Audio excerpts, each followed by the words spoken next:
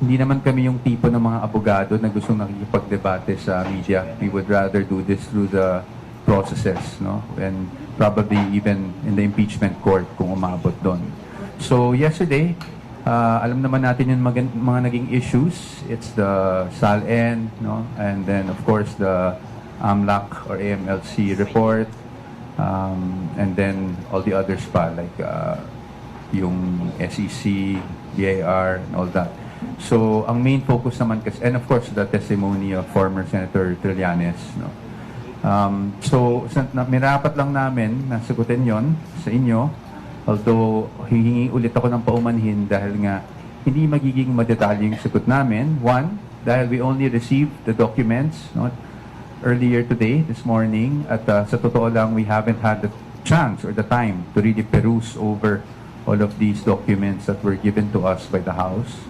And secondly, as you know, our position has been firm, no? And that's why we filed a petition before the Supreme Court questioning the proceedings. And thirdly, it's because kailangan malinaw sa atin kung ano ba talaga ang sakop ng isang impeachable offense. Diba? Very clear naman po sa Sara Duterte versus House of Representatives, yung huling desisyon ng ating Supreme Court ng impeachable offense only refers to offenses allegedly committed while the impeachable officer is occupying that impeachable office. So we're talking about 2022 to present. So, kailangan po malinaw sa atin yon. And of course, legally, kung pwede lang, we will confine ourselves to that. But naiintindihan ko naman, no, the questions that the public may have. And that's why we are here today, to try and answer all of your questions. So, without further ado, perhaps we can already start, no, with the questioning. Start with Ms. Camille Samonte of TV5. Good afternoon po, Attorney Poa and to other lawyers. I'm Camille Samonte po from TV5. Sir, ano pong plano ng defense team kung paano niyo po dedepensahan?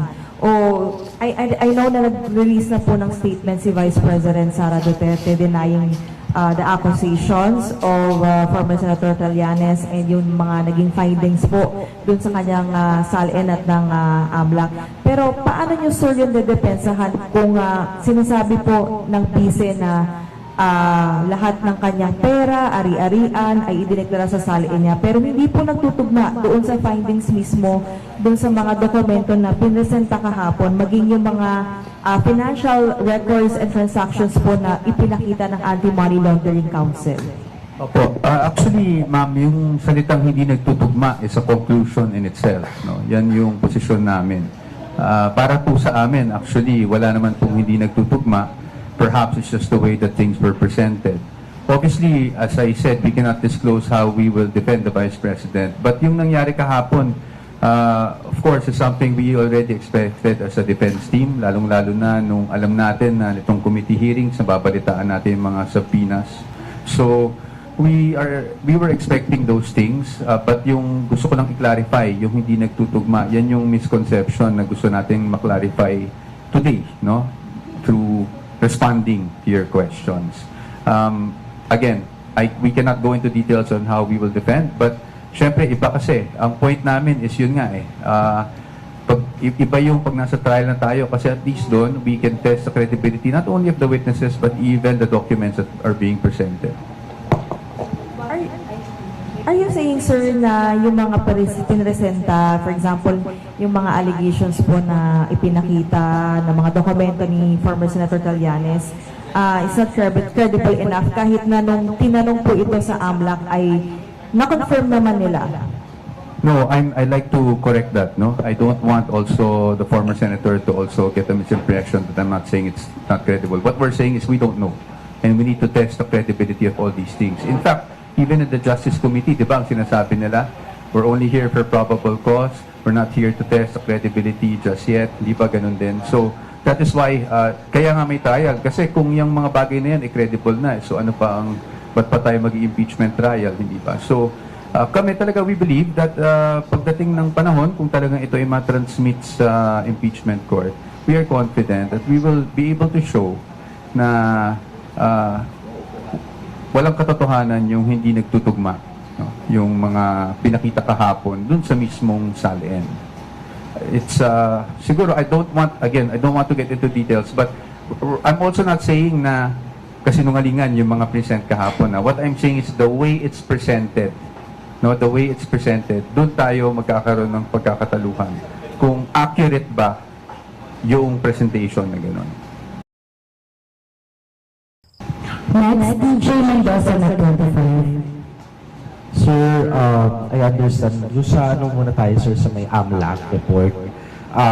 Yung kahapon, namili randomly pick ng 18 transactions, if I'm not mistaken, ano. Then, parang tila sabi ng iba ay vindicated na si Senator Trillanes with those mga sinasabi niya ng unang pahayag before. Ano yung komento ng Vice President regarding dun sa mga naging pahayag nitong si Senator Trillanes and dun sa lumalabas sa AMLAC report?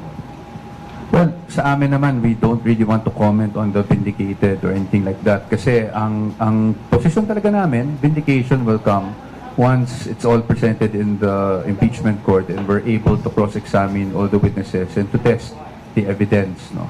Pagdating sa AMLAC, as I've said, it's a matter of presentation kasi. No? And I think marami na rin lumalabas na post. So, siguro, dadaanan ko na kahit paano without going into the details. I think nakikita naman natin sa mga posts na the way the AMLAC numbers are presented, aggregate kasi yan.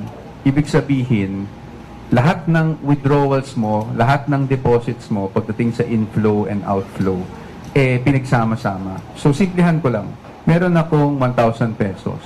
Dineposit ko. Withdraw ko. Diba? Ang lalabas sa total transactions mo, 2,000 na. Pero actually, ang nasa bangko mo, 0 na. Diba? So, ganun kasimple, no? Now, and so, kaya sinasabi namin, na, again, hindi ko sinasabing maling AMLAC. I want to show due respect naman to AMLAC. But the way that AMLAC data is normally presented is that it is an aggregate of all transactions. Siguro balikan natin yung 2017, di ba nagkaroon ng issue na dyan noon. At in fact, AMLAC issued an official statement saying na hindi accurate yung accounts in terms of account balances or what is actually inside the bank account of a person. Kasi aggregate yung ginagawang number. So lahat ng inflows dyan, lahat ng outflows dyan, ina-add up lang. Kaya may tendency talaga na maging bloated, no, yung figures.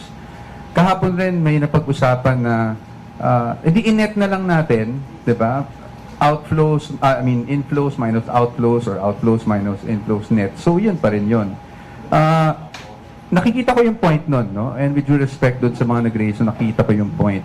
But our point naman is, kung bloated na yung outflow mo, tsaka bloated na yung inflow mo, edi bloated din yung net, di ba? So, dun na kami pinanggagalingan. Again, I don't want to go into the details na. But, para lang maintindihan ng taong bayan, na ganun kasi the way it's presented. Ina-add lahat ng deposits, ina-add lahat ng pumasok bali sa account mo, ina-add lahat ng lumabas.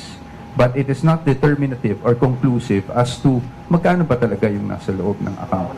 And we are talking about transactions that span over 18 years, if I'm not mistaken. No? Over 18 years. So, yun ang magiging talagang para sa amin. It's bloated talaga ang number. Sir, dapat bang pag-usapan pa sa impeachment yung SALN ni VP Sara nung mga panahon na Vice Mayor and Mayor siya? Of course, para sa amin hindi. No? Because obviously, ano ba ang purpose ng impeachment? Di ba ang basis ng impeachment is meron tayong impeachable offenses. Ang impeachable offenses ay offenses, again, committed while the impeachable officer is in office as an impeachable officer. So, ibig sabihin nun, doon lang sa time na vice-presidente siya. So, yung mga may 2005 pa ba? 2006, 2007, na hindi naman siya impeachable officer, hindi na yan saklaw ng impeachment proceedings. Next is MJ Salcedo of Inquirer. Attorney, VP Sara just released a statement po earlier denying the allegations about the billions in bank accounts also hitting COA and AMLAC. Does the Vice President plan to say her latest statement in front of the House Committee on Justice? Will she ever attend the House Committee on Justice hearing on her impeachment?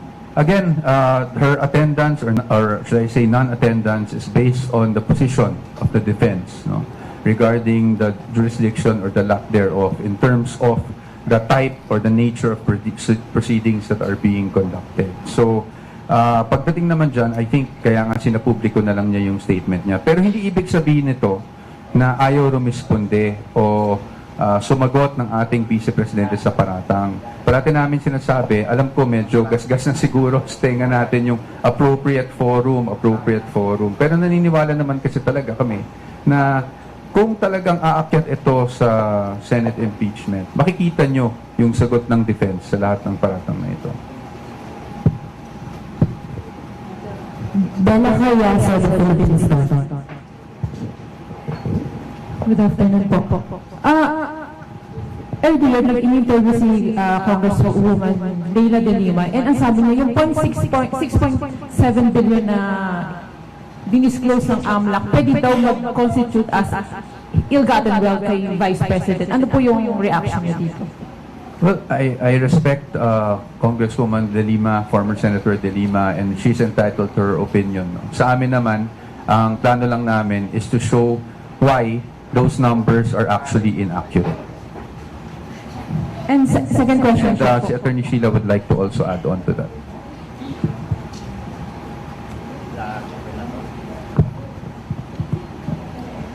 Just in addition to what Mike had already said, I think what's important for us to understand at this point is that a mere presentation of supposed evidence before a committee that is not authorized to conduct trial does not really amount to proof. And the reason for that is really simple. It's because every evidence, whether it's something that you present in an ordinary case or in this case in an impeachment proceeding, must still survive scrutiny. And when does that happen? When does scrutiny happen? It happens only in a proper trial before a tribunal or a body that has jurisdiction to conduct trial. And that is something that the defense has been very clear from the very start. The reason why we had already stated that we will not be able to participate in a proceeding that we think is unconstitutional and goes beyond the powers that have clearly been identified by the Constitution to belong not in the House of Representatives or any of its committees, but in the Senate alone. Second question po. Sabi kanina din ni Congresswoman Luistro, April 29, ang papatawag nila yung NBI chief si Matibag. And then nasabi niya, yun na lang ang last hearing para magbotohan para dun sa impeachment ni VP. So, ina-expect niyo po ba na aakyat na ito sa Senate at may numbers ang mga nagsusulong dito? And considering po na wala pong PRO kayo na nakuha sa Supreme Court. Thank you. Opo, medyo marami po yung tanong, no? But first and foremost, I don't want to preempt the vote of the Committee on Justice pagdating sa finding of probable cause na gagawin nilang botohan. Secondly, I also don't want to preempt the House itself. Diba? Bigyan naman natin ng respeto yung House. Tingnan na lang natin. Pero ang defense team, ready kami sa kung ano man mangyari. Like we've been saying, no, last year, we have been preparing for trial na dahil kahit nag-file tayo ng petition sa Supreme Court, hindi din naman natin alam kung ano yung magiging desisyon nun. So we were preparing. And until today, we are still preparing. So ano na lang po tayo, no? I don't want to preempt, I don't want to speculate kung may boto man o walang House. I think it's best directed to the House members themselves. Pero kami, we're just ready for any eventuality. Next is Roland Mendoza from Philippines. Hi po, good afternoon po, attorneys. Merong of course nagsabi po my first question is, nagsabi po si Congressman Benny Abante kahapon sa hearing kahapon na the only way for the Vice President to answer the allegations is to face the impeachment court. Or the Committee on Justice hearing. Nagmamakawa pa nga siya na dapat daw pumunta raw si VP sa sa hearing para ma-hear yung side niya. And there's also a recent interview by former Corona Defense Counsel Judge Roy na sinabi niya na ang pagpunta daw ni VP sa Committee on Justice is the strategic way for her to defend herself. What's your thought on those comments po? Well, as to yung strategic way or not, I think our position has been very clear. It's about jurisdiction to conduct the proceedings that we feel are already bordering on trial, no? If not trial itself. So yun naman talaga yun. It wasn't really anything strategic. It was really something we had to file based as lawyers dun sa nakikita naming developments. Ngayon, pagdating naman po doon sa pagsagot, like Attorney Sheila said, you know, scrutiny can only be had when we are also allowed to test the evidence, present our side, and that will be the impeachment court in the Senate. Dagdag ko lang, no? While I respect the opinion of Representative Abante, I think he also knows, I'm certain that he is aware, na ang tamang venue o ang tamang panahon para mag-conduct ng trial o para sagutin at magbigay kami ng ang ebidensya, ang Vice Presidente, ay hindi sa Committee on Justice. Ito ay before the impeachment court. Ibig sabihin sa Senado. Hindi naman ito I think this is something important that we all need to understand. Hindi maaari na sinasabi lang natin, dapat dito kayo sa komite, dito kayo sa komite. Kasi kailangan lang nating basahin ng konstitusyon. Sino ba ang impeachment court? Ito ba ang Committee on Justice? Hindi. Ito ba ang House of Representatives? Hindi rin. So sino? According to the Constitution, ang impeachment court, if that even will be constituted, ay ang Senado. So, ang ibig kong sabihin, the defense and the Vice President are ready to respond in detail, again, before the proper forum, and during a fair trial. Last na lang po on my end. Ito po, naungkat din po ito dun sa hearings, yung sinasabing return, papabalik ng mga sinasabing confidential funds na according to sa Commission Auditor. But what's your take po doon? I mean, ano pong reaction po ng defense team sa paglalabas ng mga dokumento na ito regarding sa confidential funds? That's for me. Thank you, Red. I think you're referring to the decision of the Commission proper. I'll be very candid. Nandun ako sa hearing na yun di ba? Kung napapansin nyo, sumisilip nga ako sa phone ni Attorney Camora. Kasi, nagulat ako. The Office of the Vice President or the persons that are accountable, allegedly, doon sa ND, hindi pa sila naserban ng copy nung ND bago in-announce yung decision na yon. In fact, hanggang ngayon, wala pa rin kaming natatanggap. Ang natatanggap pa lang namin ay syempre yung galing sa House na binibigay nila sa amin. Pero yung mismong from COA itself, and I keep on checking with the accountable officers named in that decision, kung nakuha na nila, or kami bilang councils, wala pa rin kami natatanggap actually. Ngayon, pagdating sa restitution, hindi pa po panahon para pag-usapan ang restitution because hindi pa po final yung decision na yan. Let me clarify that. After a decision is rendered by the Commission proper that is adverse, in this case, to the accountable officers of the OVP, meron pa pong 30-day period within which we can file an MR or we can, or actually, upon denial of the MR or motion for reconsideration, we will go up to the Supreme Court based on Rule 64 of the Rules of Court. At yan po ay nasa COA rules mismo. So we just wanted to clarify para lang klaro tayo lahat dito. The Commission proper has decided, yes, wala pa kaming kopya. And secondly, hindi pa po final yan dahil may remedies pa po ang mga officials ng OVP. Again, motion for reconsideration within 30 days. And then, upon denial, kung ano man ang balanse ng 30-day period na yon, ay maaari pa kaming umakyat sa Supreme Court on Rule 64. At doon lang po sa desisyon ng Supreme Court magiging final itong disallowance na ito. Ms. Marisol Ordona of GMA News. Without necessarily going into details, like how would you explain yung actually medyo nakakagulat itong more than 600 suspicious transactions at pinimension yung almost 7 billion na amount na binanggit. Like, sa part ng defense team, like, without necessarily going into details, like, how would you address yung allegations sa Yes. kahapon? I'll just stick with the facts, no? Kasi nga ayaw nating parang nagdedebate tayo sa media, di ba? So we'll just stick with the facts. Ano po ba ang suspicious transaction report? Ang laman po niyan ay suspicious transactions. Ang ibig po sabihin, suspicious transactions does not equate to any wrongdoing or unlawful activity. Perhaps the bank thought or tagged it as suspicious, so umakyat, no, sa AMLAC, nagkaroon ng suspicious transaction report.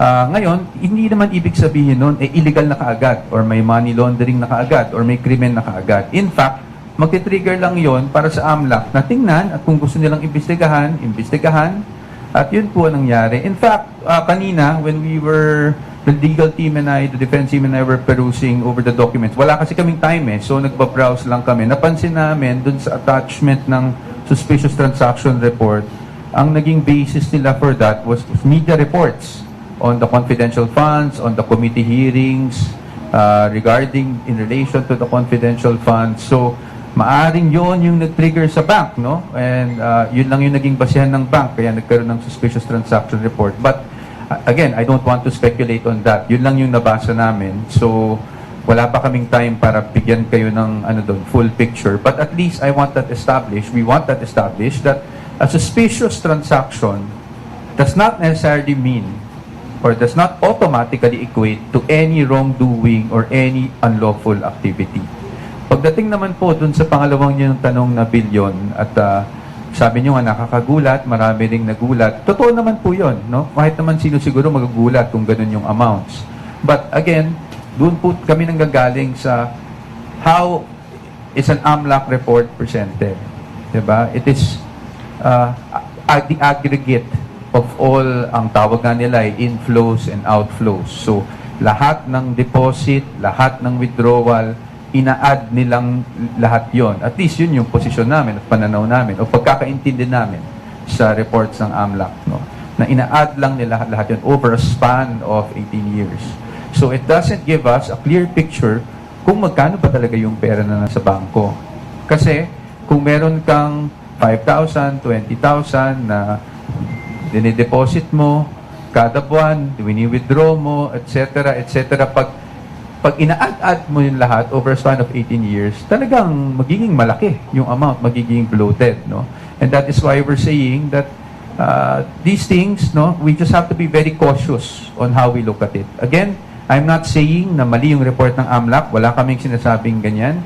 What we're saying is we have to be cautious on how to take those figures that were being given out yesterday. And as you know, the Vice President in her statement already denied, all these things na may ganun siyang kalaking pera na pumasok sa kanyang bangko at any point in time. Okay. Sir, the hearing kahapon may mga congressmen na nag-raise ng concern na the committee might be violating laws. Pero as the defense team of the Vice President, you think the rights of the VP were violated? If so, ano ang pwede specifically address? Ako sa ngayon, if I can be honest with you, hindi na ko munang didiretso yung sagutin yan. Of course, we have our own position and you'll know it the proper time. Attorney, habol ko lang. Nasa kanila po yung box ng BIR. Any legal move? Kasi we understand parang there's a movement from BIR to withdraw but the committee refused to do it. So, anong plano po ng defense team kasi they're still in possession of that box? Well, I think it was clear from the BIR's position itself, no? The commissioner during the transmittal even mentioned the confidentiality of all these returns. Specifically, I think Section 270, if I'm not mistaken, of the tax code, no? So, nilatag na naman niya yon, no? And in fact, dun sa transmittal, when we saw it, nakasulat doon, it can be given as long as it's in executive session, and by request by Congress, and in aid of legislation, which this is not, no? Hindi to in aid of legislation. So, kami naman, we'll just monitor the developments, and syempre bilang abogado, kung makikita namin na violate yung rights ng aming kliyente, we will have to do everything to protect, the rights of the Vice President. Attorney Sheila, you wanted to add, no?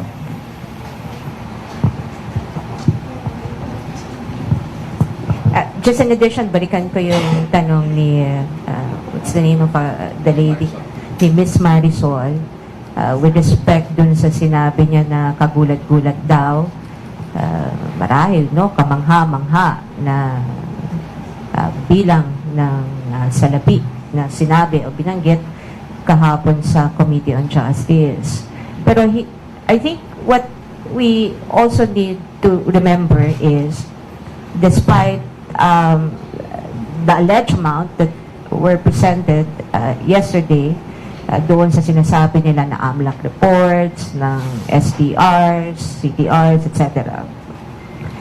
Walang kahit ano na sinabi rin ang AMLAC that any of these SDRs or transactions was linked to any unlawful activity.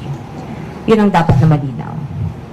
And I think yun ang dapat din nating maging gabay, no?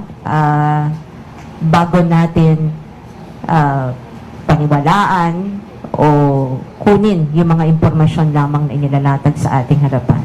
All I'm saying is, before we draw any conclusions, again, we should look at the fundamental issue. Kailan ba ang tamang panahon para matest itong mga sinasabi nilang ebidensya? At saan? Tamang panahon, during trial, before the impeachment court. And the defense team is ready to respond in detail when that happens.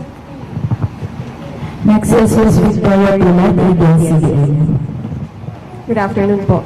Kahapon po lumabas din sa hearing na di umano nakatanggap ng pera si VP Sara and her relatives from a certain Samuel Uy na allegedly ay isa pong drug lord. Comment nyo lang po dito. And does she know Samuel Uy?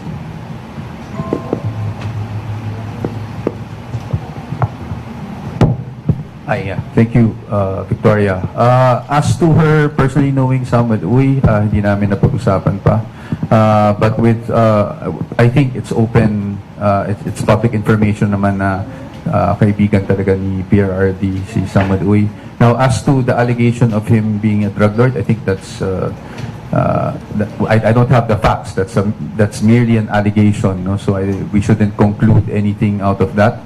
Again, unless proven in the court of law, I don't even want to go there and say alleged drug lord. Saka kawawa rin naman kasi yung tao, no, na nadadama yung pangalan. Pagdating dito sa mga perang na banggit kahapon, I think ang sabi ay manager's check. We have to note that ang nakasabi lang naman is a manager's check was allegedly nagpagawa ng manager's check, allegedly si Sammy Uy, wherein the recipients are the Vice President and ganito and who else. So, yun lang yung nakasulat no? Wala naman dun anything na natanggap talaga nila. And as you know, the Vice President already issued a statement denying that she had received any of these amounts of money that were presented yesterday. Now, again, we don't want to get into the details, but those checks, we're confident that we will be able to clarify everything and show the public kung ano talaga yung nangyari sa checks and kung meron man talaga, no, pagdating ng trial. And also, attorney, si Committee on Justice Chair Luis Tro, sinabi naman po niya kanina sa isang interview na the evidence versus VP Sara surpassed threshold of probable cause for impeachment. Your comment on it?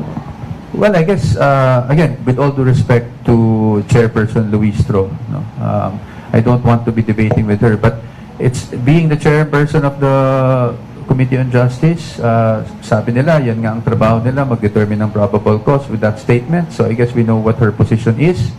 And if they put it to a vote, again, nasa kanila naman yan, yung determination ng probable cause. If it so happens that talagang magkaroon ng determination of probable cause, this is given to plenary and transmitted, tayo, we will not anymore debate on what they did there, but we will just face them in the Senate. Of course, without waiving the petition that we filed before the Supreme Court regarding what we see as constitutional infirmities dito sa mga proceedings na ito. Next is Mr. Jason Rubico, SMNI.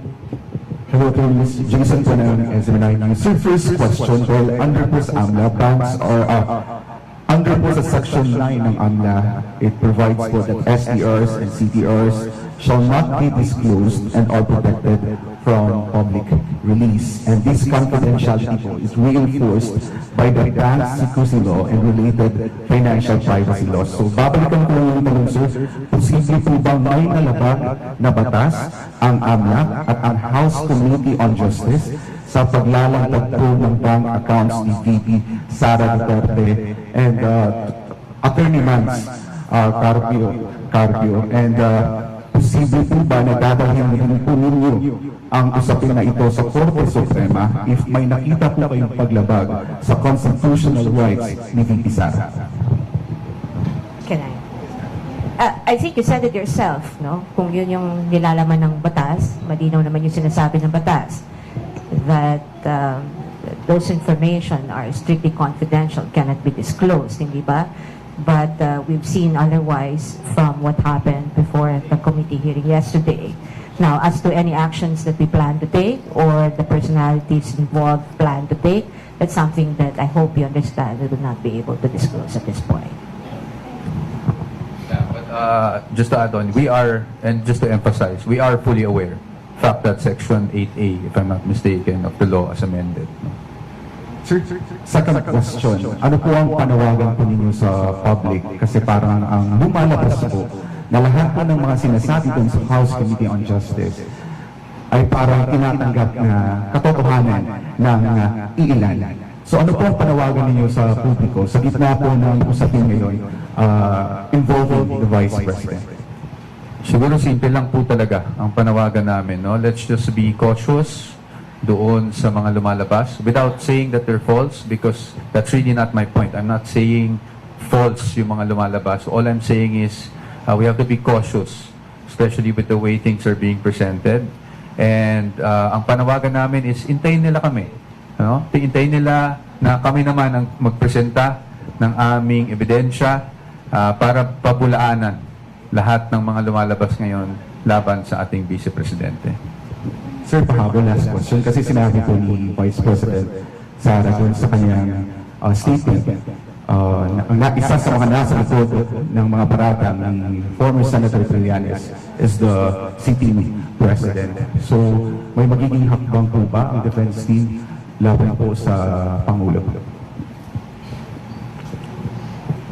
I don't think we're I don't think we're at liberty to discuss things like that because kami we're just limited to the impeachment proceedings.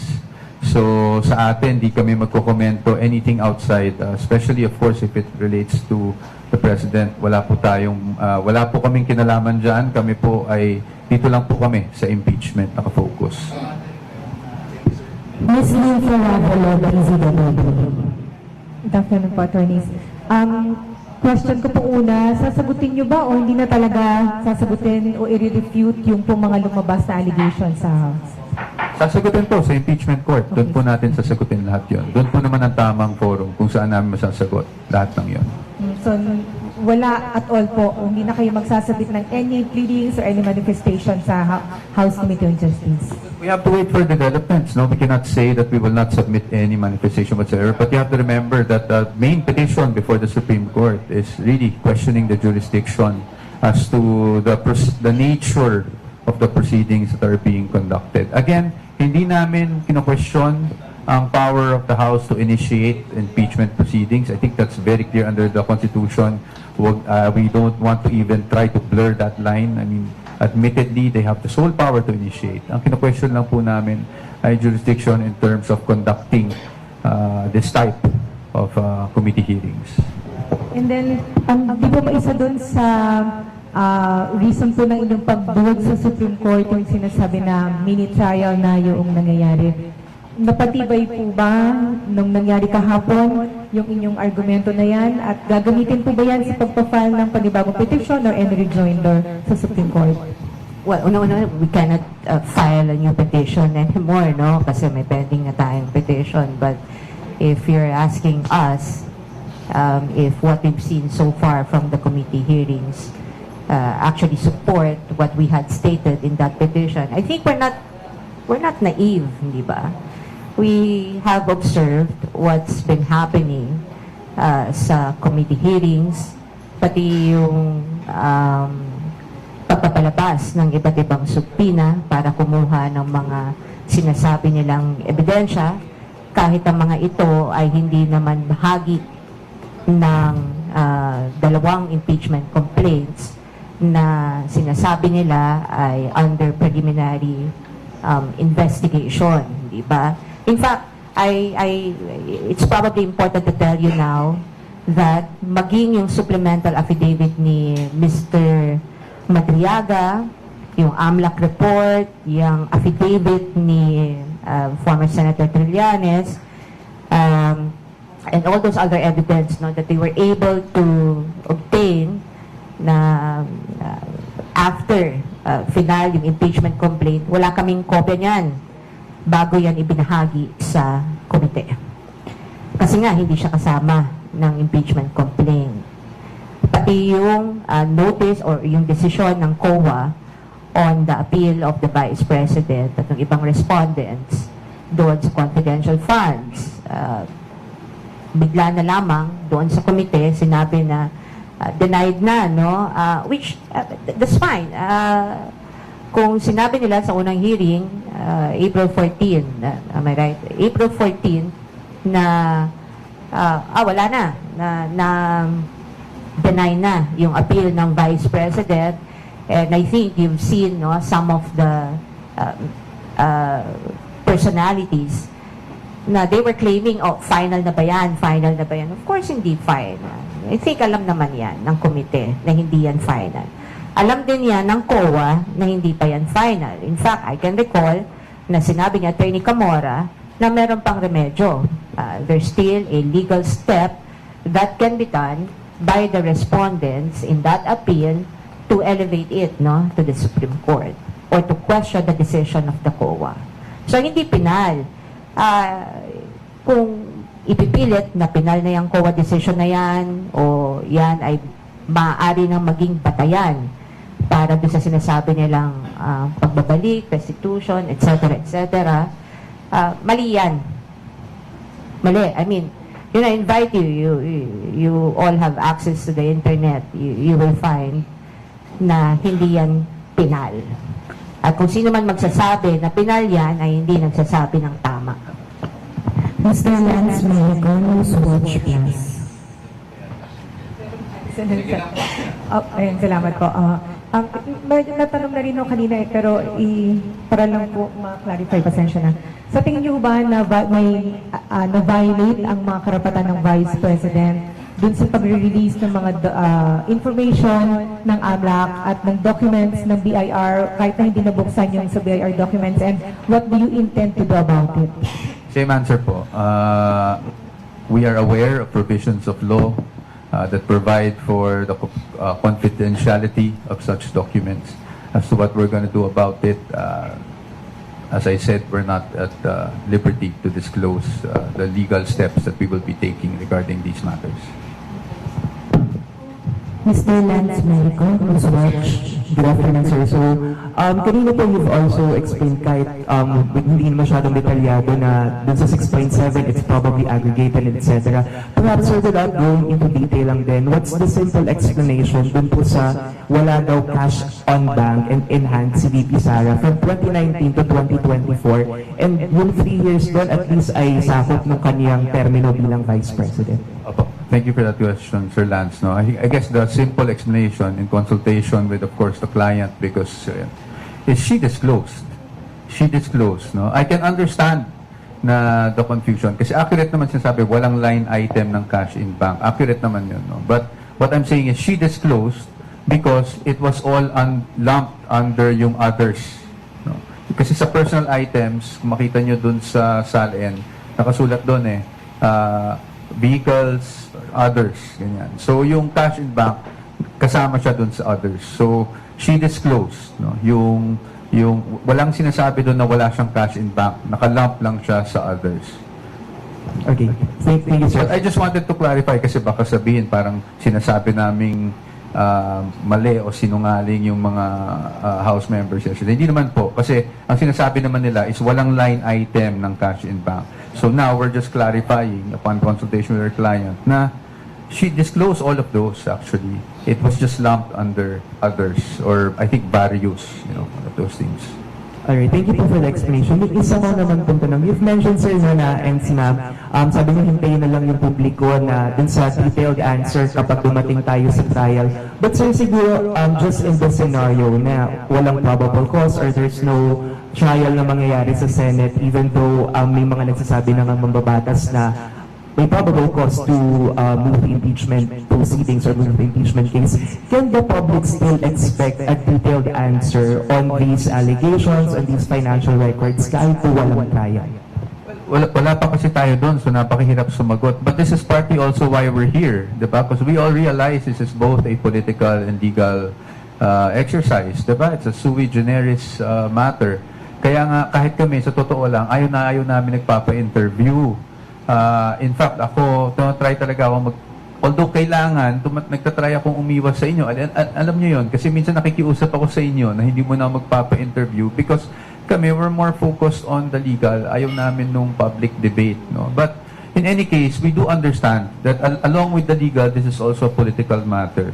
And that's why as much as I can, and the defense team can, we try to, oblige certain interview requests para lang ma-explain sa public generally. Para lang hindi magkaroon kaagad ng misconception dun sa mga nangyari. But we're too far from that.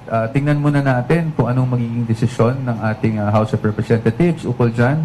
At kung magkaroon man ng, you never know, sabi nga ng Senate, they will start the trial forthwith, kaagad, pag umabot sa kanilang itong articles of impeachment. So, pinaghahandaan talaga ng defense team yun sa ngayon. Lastly, Mr. Chedra Chalian of Billionaire News Channel. Good afternoon po, partners. Meron may one more hearing pa sa April 29. Ang topic doon na pag-uusapan is we scrutinize yung alleged evidences, threats umano ni VP kay PPPM, kay First Lady of Former Hospital Romualdez. Ano po yung expectations ninyo dun sa hearing na gaganatin? And so far, kahit wala pa yung presentation of evidences, ano po yung overall stance ng defense team with that issue? Well, actually, the issue of grave threat is pending litigation. It's nasa DOJ yan, no? So we have already submitted our defenses there. Pagdating naman sa expectation namin sa hearing, honestly, mas maganda siguro itanong na lang sa members ng Justice Committee kasi kami, wala talaga kaming alam, no? Kung ano yung mangyayari that day. Kami lang, handa lang, meron na kaming posisyon on the grave threat issue at obviously we cannot disclose that as of the moment, but you will see our position if ever this goes up to the Senate. I think malinaw naman na sa amin na kaya naming depensahan ng Vice Presidente ukol dyan sa nangyari yan. Siguro, if ever na napapa-akit ito sa Senate, gano'n na pa-confident yung defense team na mananalo kayo for VP Sara and backup. Well, the defense team is not here to lose, hindi ba? So, binuo kami, we only have one target. It's not just to win, but actually to show the general public and the people of the Philippines na walang katiwalian, na walang katotohanan sa mga ikangay katiwalian na binabato sa ating Vice Presidente. And when we talk about vindication, last year, di ba, tinatanong kami, do you feel vindicated with the Supreme Court decision? Kami mismo nag-admit na hindi kasi wala pa tayo sa merit. So, maybe only that time will the Vice President feel vindicated, no? And that's what we're here for. We're here to protect the rights of our client, and we're here to show the evidence, to present the evidence, to test the evidence of the prosecution, and to show the Filipino people na hindi korap ang ating Vice Presidente at walang katiwaliang ginawa ang ating Vice Presidente sa kanyang termino. Last question na po, Ina Hernando Manila Bullet.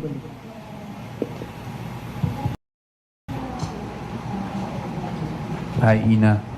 I haven't seen you for so long. Hello. Hello, sir. Hello, everyone.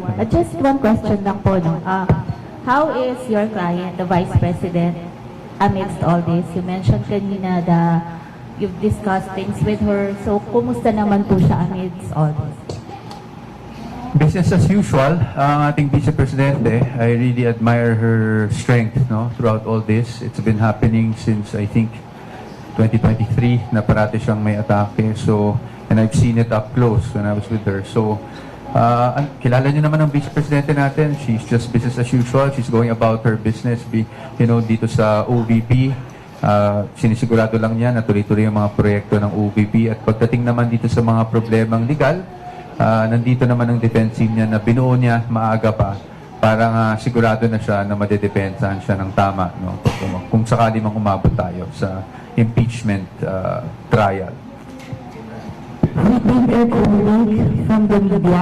Before we end, we invite the defense team to share any closing message. Siguro hindi na po kami mag-closing message. Isang malaking pasasalamat na lang po sa inyong lahat.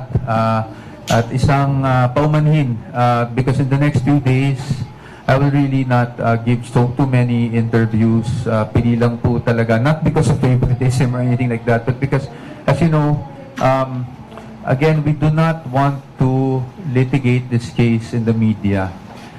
We want to follow process. At pagdating sa media, it's really clarifications that we give. We respect yung pananaw both ng mga supporters natin and even those who are against us. So we don't want to engage in any debate with them. Clarification lang din po yung gagawin ko sa media in the next few days. At anytime naman po na sa tingin namin kailangan talagang may ma-clarify na malaking bagay, we will always be here to give you a press con.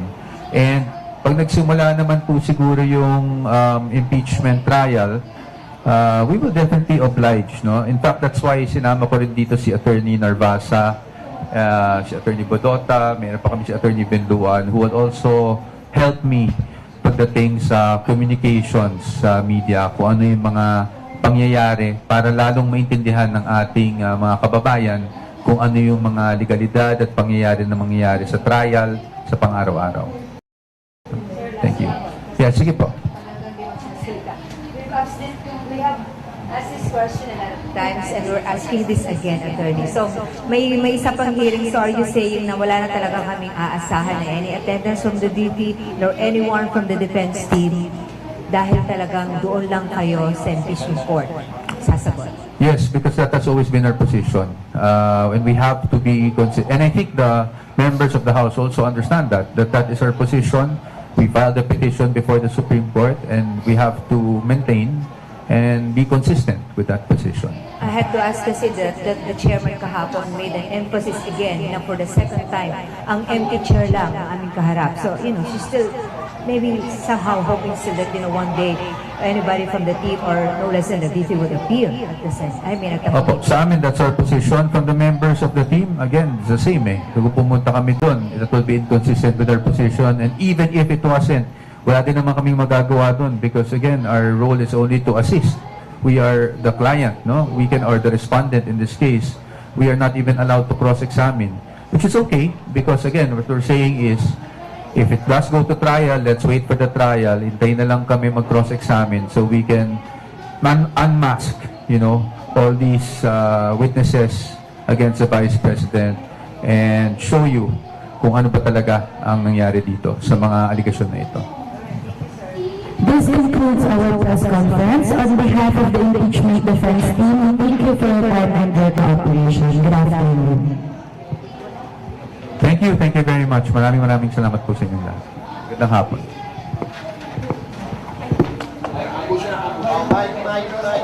Ambush na ambush.